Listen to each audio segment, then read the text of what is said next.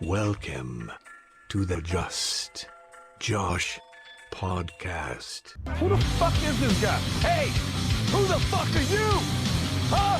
Who the fuck are you? This whole thing's a little weird. Never you fear, laddie buck.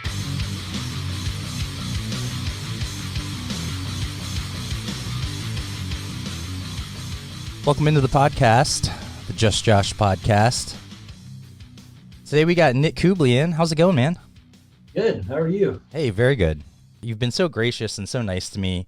You've done some art for me before and stuff like that too, so I really appreciate you coming on. Of course. Thanks for having me. I meant to ask you about that, or just give a disclaimer that I appreciate you hiring me back then. Like, I appreciate anybody that's hired me back when I wasn't very good.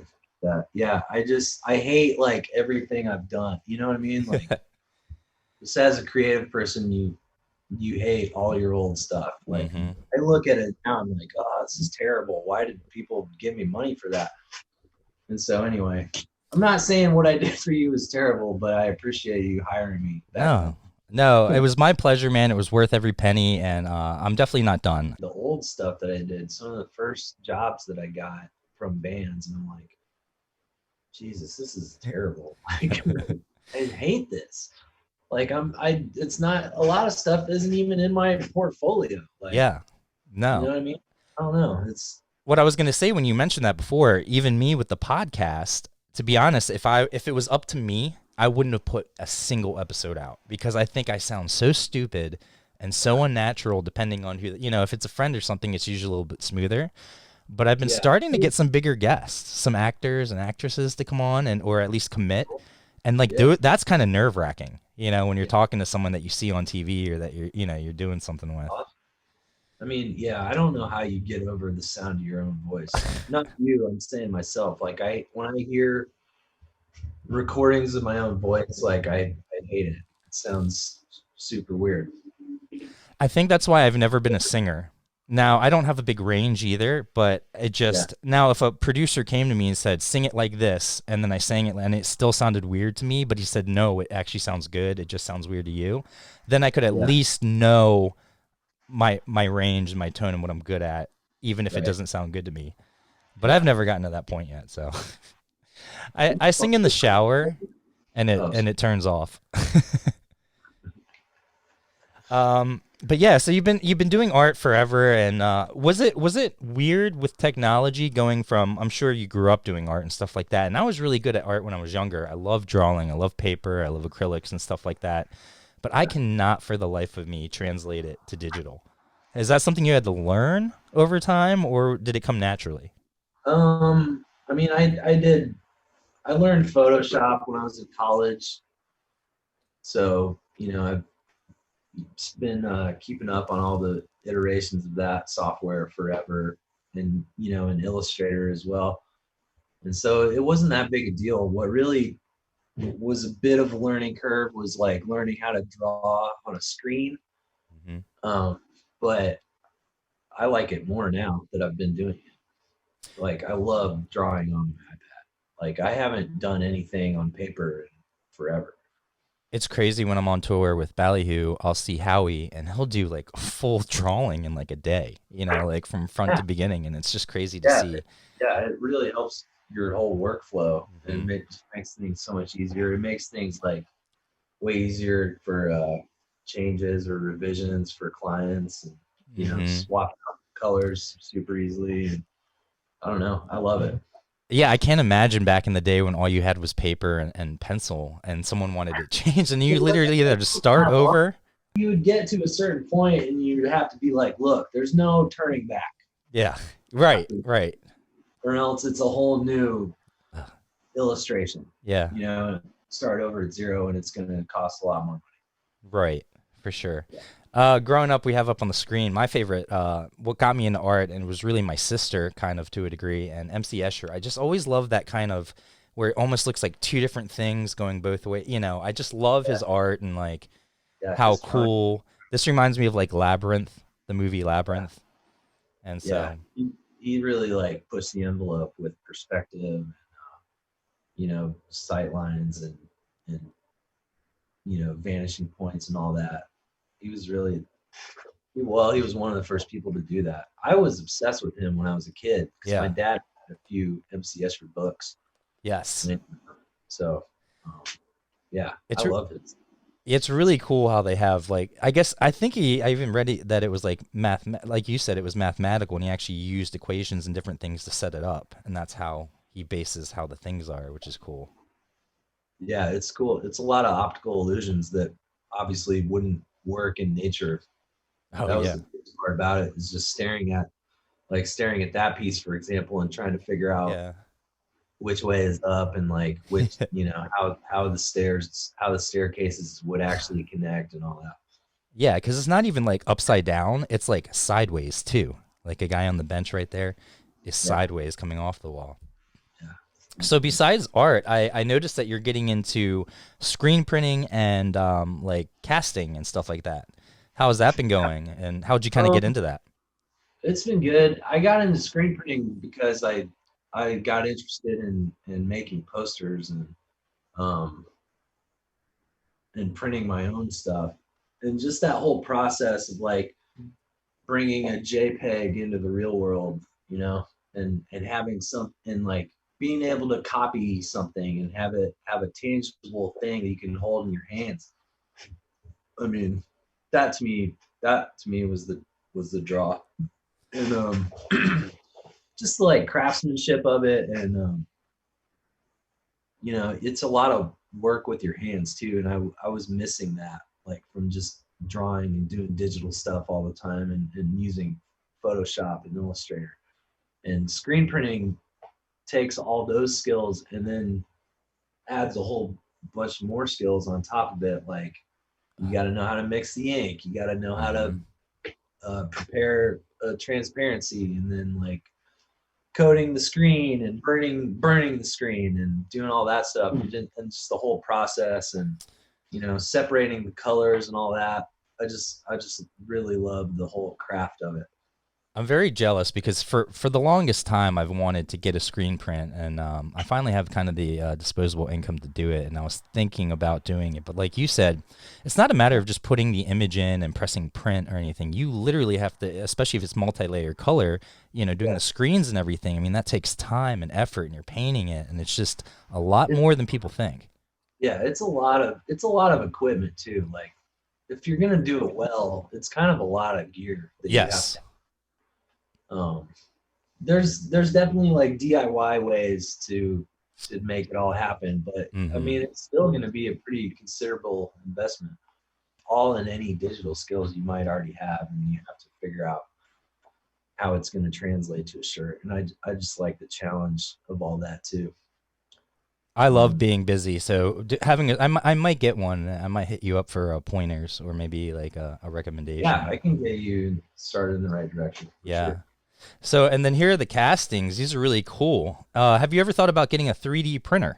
I know they're super expensive, but I have. I'm trying to teach myself Blender right now, which is that, I don't know if you've ever messed around with it, but it's that free 3D rendering software, 3D modeling. I mean, you can do a lot of different stuff with it. Like, giant animation studios use it. You can use it for 3D printing or prototyping. I mean, you can make Pixar quality, wow. films with it. I mean, it does a ton of shit, but you can even do 2D animation on it. But anyway, I'm trying to learn that because I'd like to start 3D printing stuff. Yeah, that's cool. I got when I was in Vegas for 311 Day, I got this little mini me right here made, and if you can see it behind the Sweetwater, yeah. And it was really cool just to see the whole process of them having to take the photo of me, and then they actually had to have artists that rendered the photo better and stuff, and then It's cool. and then they sent it to me. Do a whole like 3D body scan. Yeah. Basically, I look like Michael Jackson in mine. Like the face kind of melted together. If they're cranking those things out, it probably isn't going to be super great. I got into, it's just something I like, like sculpting and then making a mold and then casting that and making multiple copies, or like, making little figures or art toys or whatever you want to call them. I mean, I've been interested in that like for a long, long time. I just have never had the time to do it, you know? Yeah, it's That, cool. that's definitely like a COVID thing. Like, Yeah. you know what I mean? Like, well, I'm like, I don't really have a job. And I'm not gonna find a job because I'm gonna, I watch my daughter all day long, Uh-huh. So like, instead of doing daycare or whatever, I'm like, stay at home dad guy now. And so whatever free time I have, I've been trying to like learn how to do this. So if I wasn't stuck at home with this pandemic, then I probably would not have done this.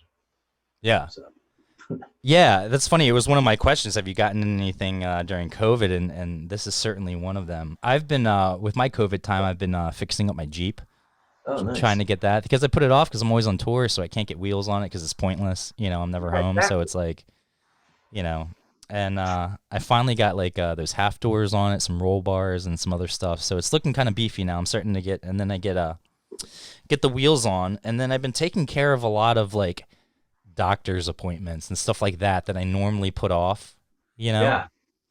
I'm having LASIK surgery on Friday, so that's why I wanted to see if you could do it on Wednesday because I wasn't sure if I was going to be able to see the screen or not. And Crazy, man.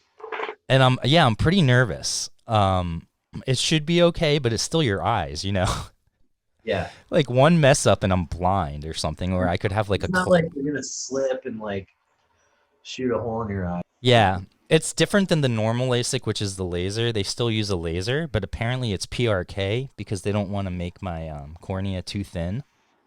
So I think they actually have to lift up like the first flap of your eye or something like that, something crazy. And I'm like, I don't know if I can handle all this. So we'll see. Hopefully that goes okay. Totally out though, right? I'm sorry?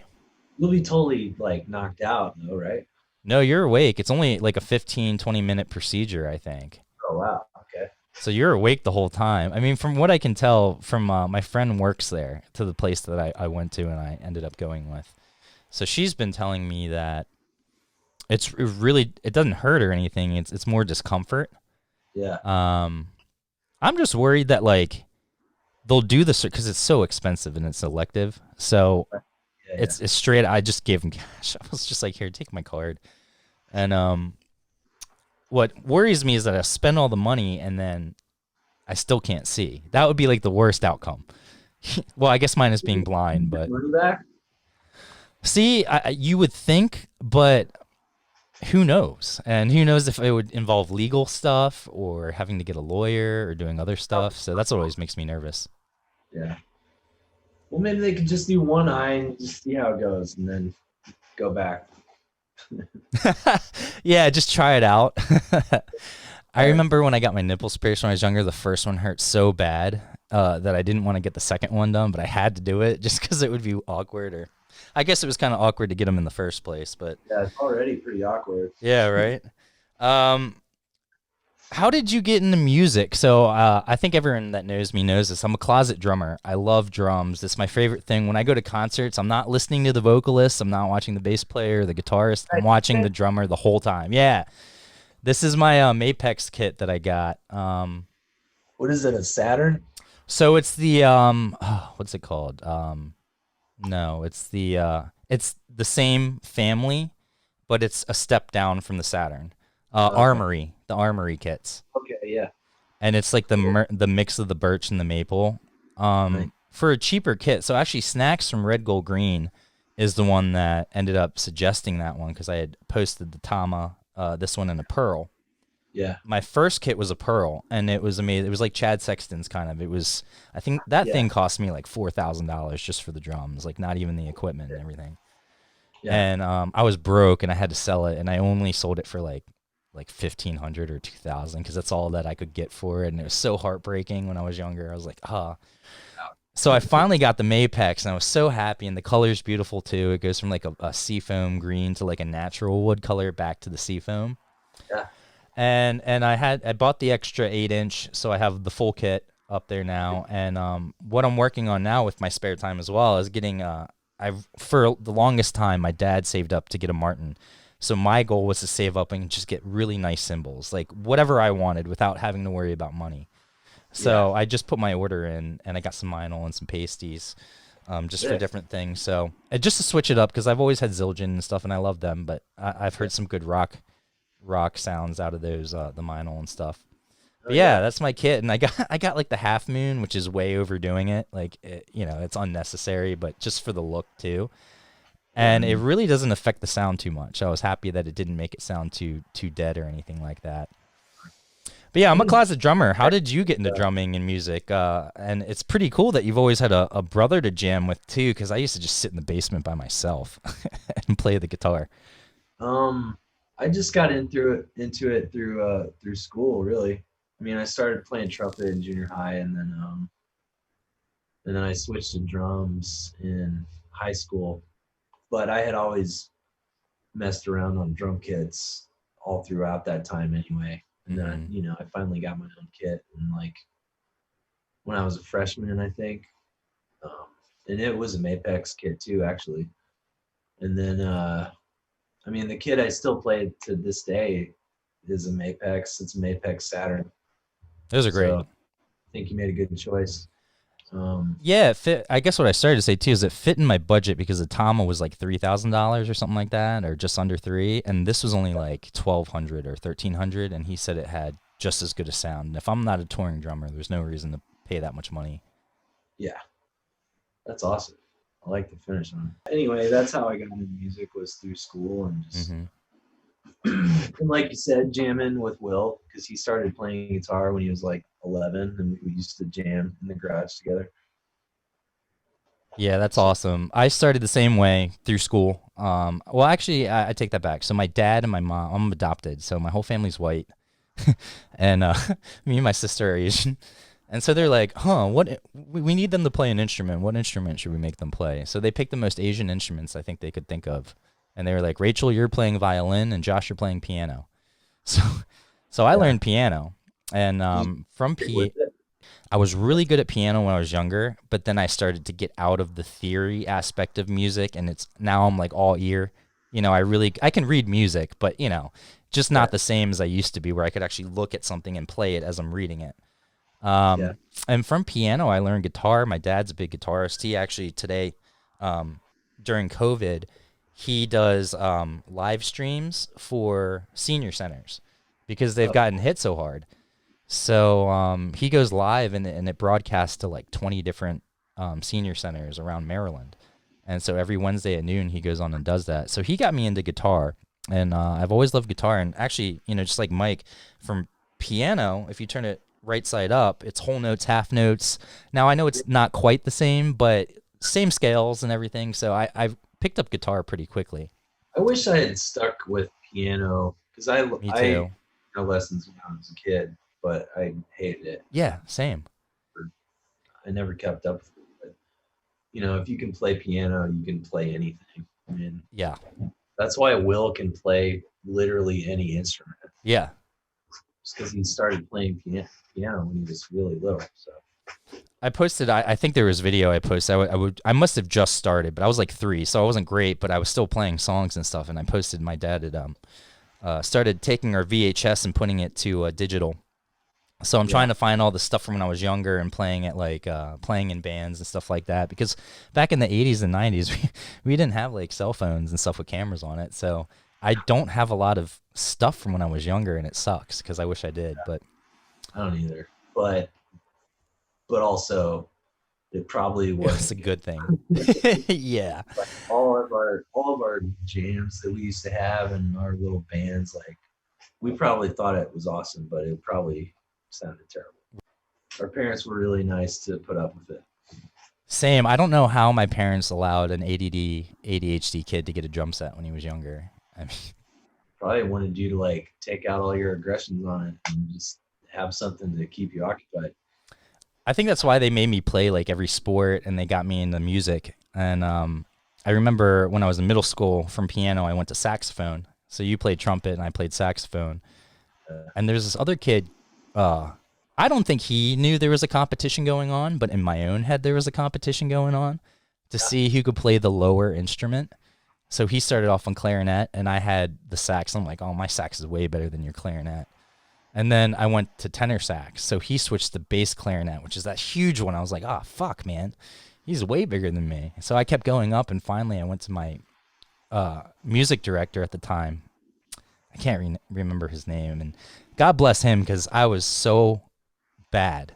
And he had to put up with a lot. But I went to him and I said, I played this, but I play guitar. Can I play guitar in the band? He's like, well, there's not really guitar for, or any sheet music for like what we're doing. But he was in a band and he played bass. So he let me borrow his bass guitar. And I was the first and only person to ever play bass guitar at our middle school, which is pretty cool. Yeah, there's always that kid who like gets to the school band because he can play the bass. Like they'll tolerate a bass. Yeah. No guitar though. No guitar. There's no need for a guitar. When did you ever, since you were drumming in high school, was there ever, because they only have one drummer, and I know they switch it up, but did you ever like, oh, I want to be the kit guy? Yeah, there was only maybe, I don't know. There was a handful of other guys that played the kit, but you kind of got to pick and choose what you wanted to do, especially if you were like an upperclassman, So Yeah. I don't know, but it like, I was in the pep band for like basketball games and stuff, and you would just take turns or whatever. Yeah. But yeah, I always wanted to be the kit guy whenever possible. Yeah, for sure. I would imagine. Yeah, I used to turn the bass up because Hang On Sloopy, we would always play that, and it would start with the bass, the boom, boom, boom, boom, boom. And so I would crank that thing up. He would get so mad. He's like, turn it down, because then I'd be louder than everyone else in the thing. So yeah, with Passafire and everything, and I would say maybe in interviews I've read, and then also even in some of your songs, it's kind of been expressed how hard the business really is.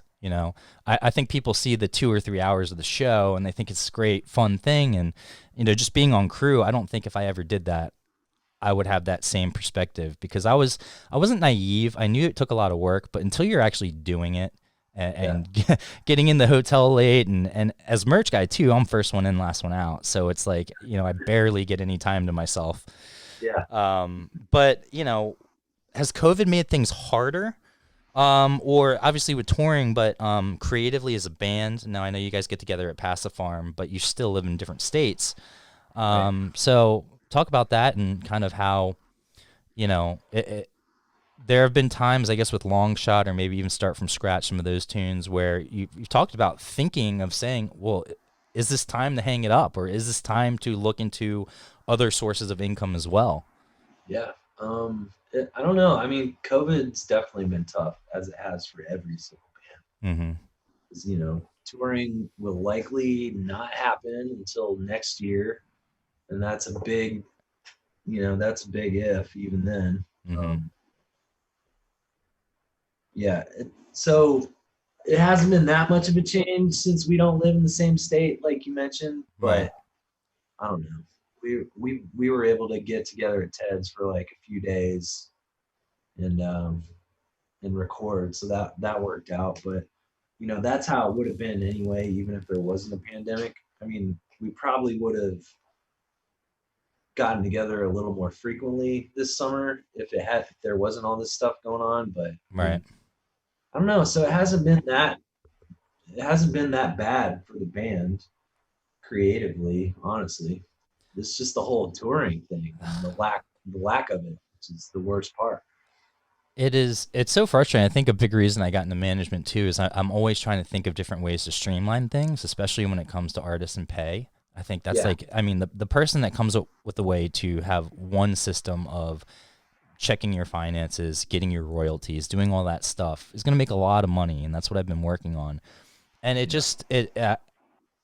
just feel so bad for bands because, and I try to support as much. I mean, it's tough for me too, because I would say that most of my income comes from stuff other than touring, obviously, because I don't tour as much and I do merch.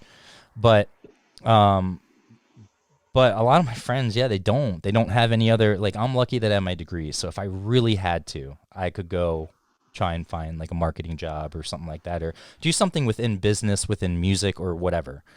Yeah. Some of my friends, this is all they've known since they were 15, 16. They hopped on with the band and they've been touring ever since, or they've been into music and this is their job. And I don't think people realize, especially, that's why sometimes merch is frustrating, because when people ask for discount, I'm like, you don't realize how little bands make off of merch and touring, but that is their main source of income. You Yeah, know, it's most of it, it really. it's 80, if not more, percent of it. It has to be. I mean, if you're smart or if you have a big name, I'm sure you can get into other avenues and have other sources of income because you have that brand and you have that name. But for 80%, 90%, I would even say more than that, because it's the 1% at the top that, you know, Beyonce's and stuff like that, they don't have to worry about that. But any Right. other band that, I mean, even ones that are semi-famous or nationally touring, but they're mid-level still, you know, it's just so hard. And, you know, It is hard. hopefully with all this stuff going on, it does give bands, or there is this kind of resurgent of trying to get together and come together as an industry and find ways to make money. I do think Right. venues need to be smart, and a lot of them are going to need to be like retrofitted to handle social distancing and the decreased capacities that they're all going to have to deal with. And then after that, they're going to figure out how they're going to like make their money. Like, Yeah. you know, that's even if they survive. You know, Right. like a lot of the venues that we were on that last tour that we did with you guys, like a lot of those places just straight up won't exist after this It's if they're crazy. not already closed, you know? Mm-hmm. So I don't know, you know, I don't know where I was going with that, but I don't know what's going to happen. And hopefully venues get it figured out and we figure out ways to have shows. Yeah. But, you know, I don't see that happening anytime soon. No, because I mean that costs money too, and if they're already hurting, it's like now we have to reinvest more money. So it's like how many of them are going to do it, and then it's also a safety thing for the band too. You know, you don't want to Yeah, play a show where you feel like you might, you know, endanger your family. You know. it's true. I think that they're I don't know.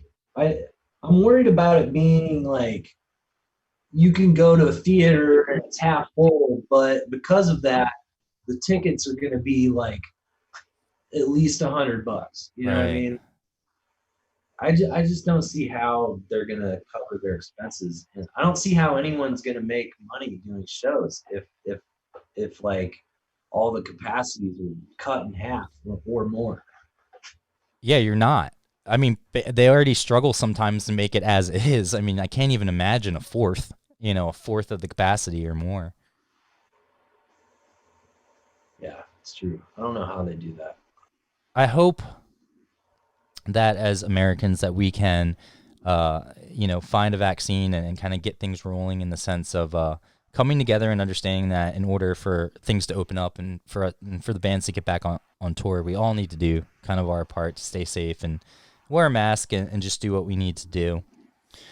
If you could, if you were like if a genie popped out and was like, "Hey, you have the ability to play any instrument. What instrument would you play in Pacifier if you weren't playing drums? And it doesn't have to be an instrument that's already in the band, so it can be an instrument that's not in there." Uh, I don't know.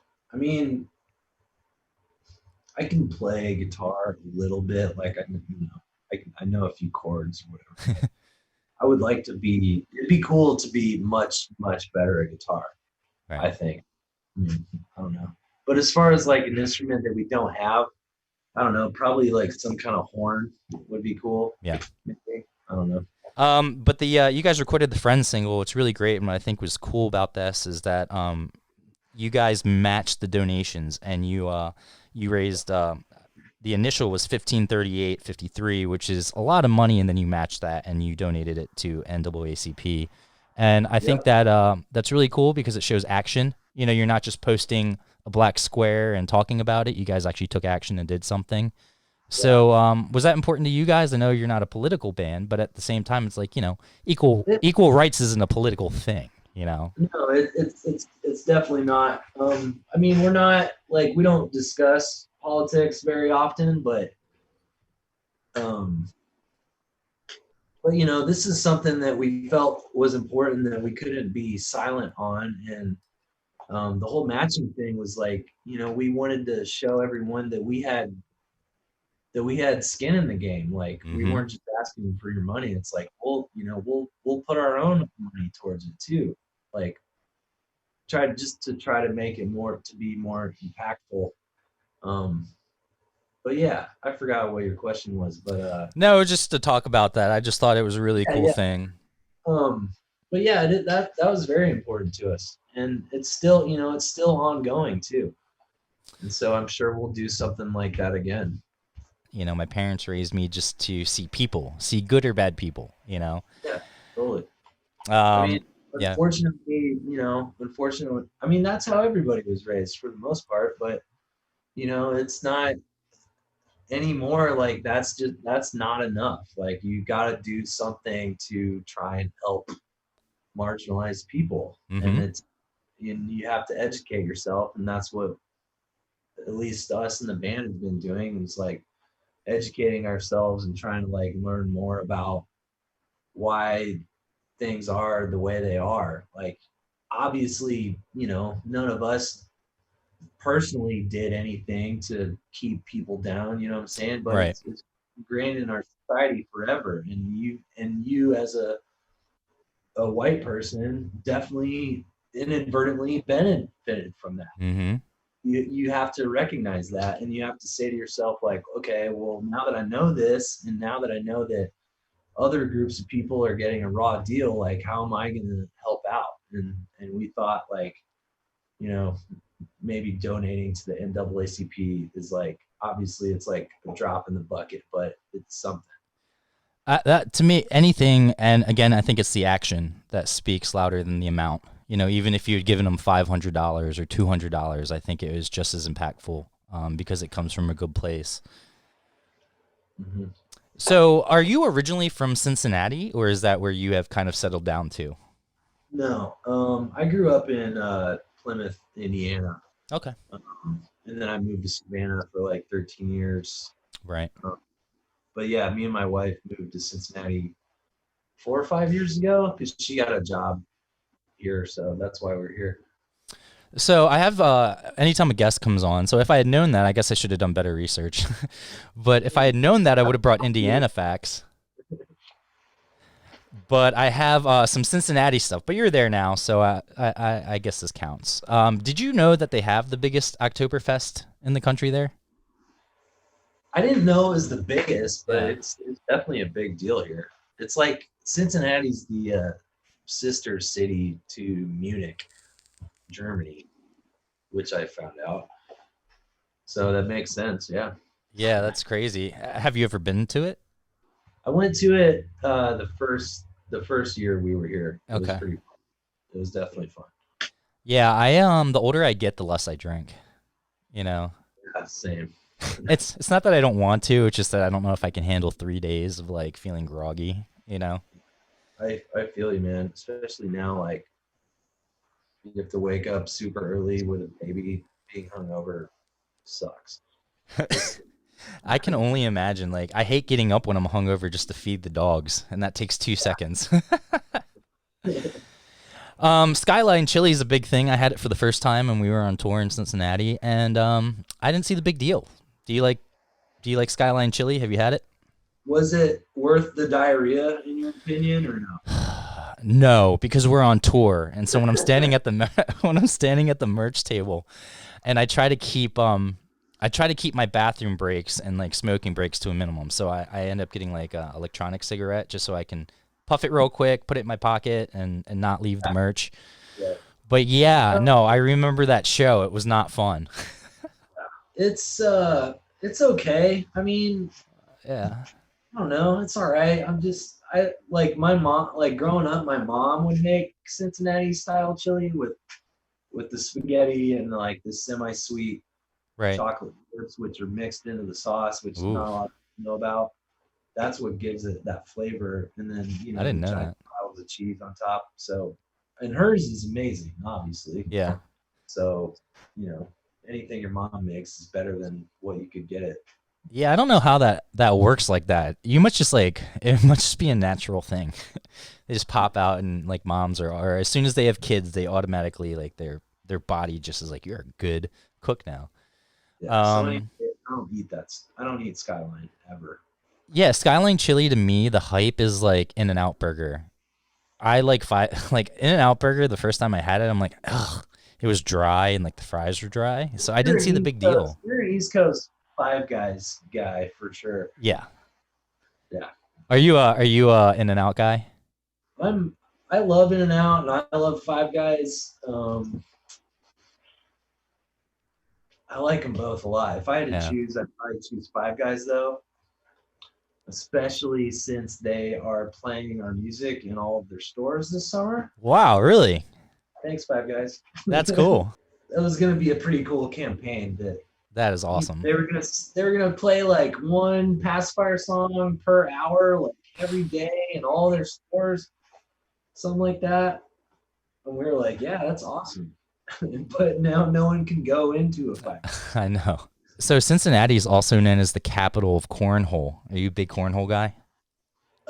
No, I'm not. And part of the reason why is that so we Passafire sort of took like we took a year off, quote unquote, where we barely did any shows. And during that time, I got a job screen printing for a cornhole company. Like this company made cornhole sets, and so I was screen printing cornhole bags for like a year, basically, or like almost a year. And so I got pretty sick of cornhole. It's that story. And it's funny because I did all this stuff thinking maybe you were from Cincinnati or whatever, so it kind of defeats the purpose because I know Maryland's huge on cornhole. So I was like, so it kind of defeats the purpose. I was like, oh, I was gonna ask you if you have ever played Ted and stuff, but probably doesn't even matter because it's like, cornhole. No, I mean, no, I've never played anyone from Maryland in cornhole. I mean, I don't dislike it. I'm not into it, especially after that. Like the last thing I wanted to do was play cornhole Or see a cornhole. being around the manufacturing side of it for 8 hours a day. My friend Mac, who is the Sum 41 and Breaking Benjamin's tour manager, sound guy, and I met him, and he's just one of the people that he's actually the reason I started getting into touring, and then started trying to see if Ballyhoo would take me on the road and do stuff like that because of him. My one buddy, Matt, is a huge Pink Floyd fan, and I don't want to guess, but I would say he spent like $30,000 on like autograph merch and different stuff. He's been getting a lot of David Gilmour stuff from overseas. Yeah. And I'm like, bro, that's a lot of money to spend on he got like a signed audio book and it was like over $1,000. I'm like, Jesus. A signed audio book? Huh? A signed audio book? Yeah, there's like 5 of them, and it was Polly Sampson, who is David Gilmour's wife, wrote the book, and then they both narrated it, and then they put it out, and they signed it. Sign an audio book. I don't know. David Gilmour? You But- just have to be in Pink Floyd to do that. Yeah, I know. I was going to say they're probably the only ones, one of the only bands that can sign an audio book and sell it for that much money. How that even works, but yeah, that's cool. And then the Beastie Boys story. Have you gotten to see that? I haven't seen that yet. Is that on Apple Plus too? Because that I might get it just for that. Yeah, I was gonna say, I think if you have like an iPhone, you just automatically you get like a free 1-year subscription. So you could probably just go look on your account, and there should be like something under your settings or somewhere where you can do it. That's what I did. I just bought it off of there. Super good. It was really good because it was them narrating it, and Spike Lee did it, I guess. And it was almost like a concert type of thing. You know, it was pretty cool. Yeah. So, and then the last thing I have here, I was scrolling it through Instagram, and I get this a lot, and I just, with everything going on, it's going to sound racist, but I really don't mean it that way. But I get confused for Mike when I come to Passafire shows a lot. People will come up to me and say, "Hey, dude, I love the show," or they'll say other things to me. And I was scrolling through Instagram when I was doing research, and I saw a picture of me. I'm like, wait, I'm like, I don't own that shirt, or I don't remember having that shirt. Where's this from? Who's posting pictures of me? Because I guess it came up in my timeline, so I assumed it was me or something. It was Mike, and I was like, ah, shit. God. I'm like, I did it to myself. Yeah. I mean, I could see it, but also like We look nothing alike. Yeah. Look that similar. No, we don't. We don't. To be honest, no Asian really looks alike. That's pretty lazy. That's pretty lazy on whoever posted that. It's Yeah. like, Well, yeah. No, I've, and I don't know what to say because I don't. Sometimes for the most part, I'm just like, oh, I'm sorry, you got the wrong guy. But sometimes they think I'm Mike trying to just be down low.